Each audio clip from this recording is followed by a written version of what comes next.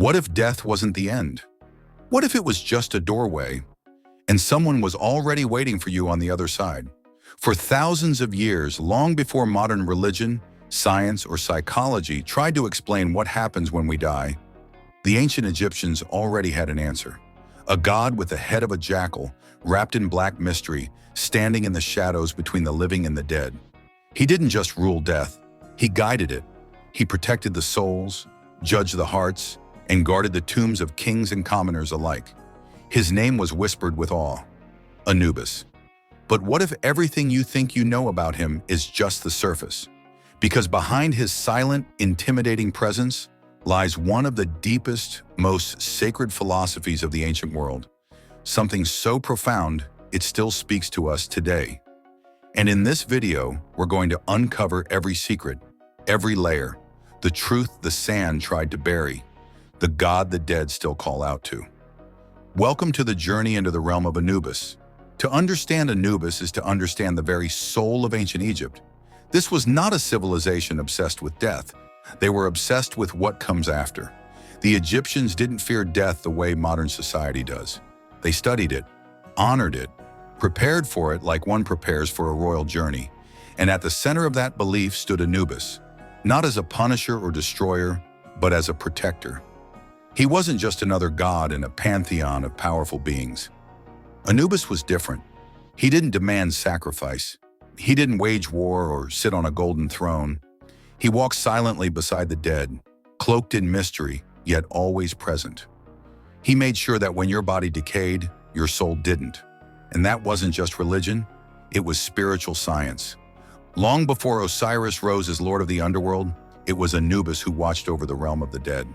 His origins stretch back to the very beginning of Egyptian mythology, where he was revered as the first and original god of the afterlife. He wasn't born into greatness, he earned it. The people trusted him. Priests invoked his name in solemn rituals. Tombs were inscribed with prayers to him. He was the one who taught humanity how to prepare the body for eternity. Without him, there would be no mummies, no pyramids, no promise of life beyond death. It was Anubis who gave the dead dignity. His jackal form wasn't a symbol of evil, but of understanding nature. Jackals were scavengers, yes, but they were also protectors of the graves. They lingered at the edges of the living and the dead. And rather than seeing them as threats, the Egyptians saw wisdom in them. They watched how jackals guarded their territories, how they moved with caution and purpose. And so they gave this form to Anubis, not to frighten, but to signal his role. He became the bridge, the one who navigated the thin line between our world and the next. His black skin wasn't darkness, it was symbolic. It represented the fertile soil of the Nile, the color of rebirth. The promise that even in death, something new can begin. The most haunting, awe-inspiring part of Anubis' story lies in the ritual of the weighing of the heart. It wasn't enough to just die in Egypt. You had to be worthy of eternity. Your heart, the seat of the soul, was weighed against the feather of Maat, the goddess of truth. And there, in silence, Anubis watched. He didn't speak. He didn't interfere.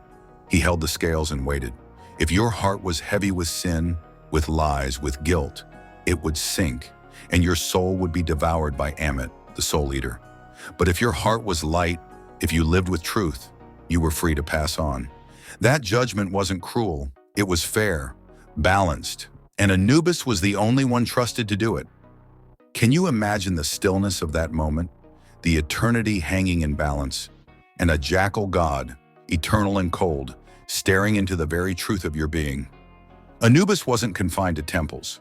He was present in the homes of grieving families, in the desert tombs of forgotten children, in the royal chambers of mummified pharaohs.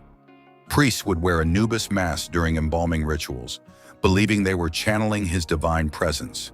They didn't embalm bodies just to preserve them. They believed the soul needed the body as an anchor for eternity.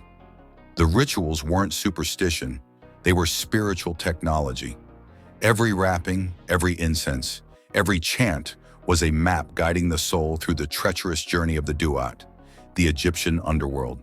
And Anubis was the guide, the navigator of souls, the first and last face the dead would see. Even when Osiris took the throne of the underworld in later myths, Anubis didn't fade away.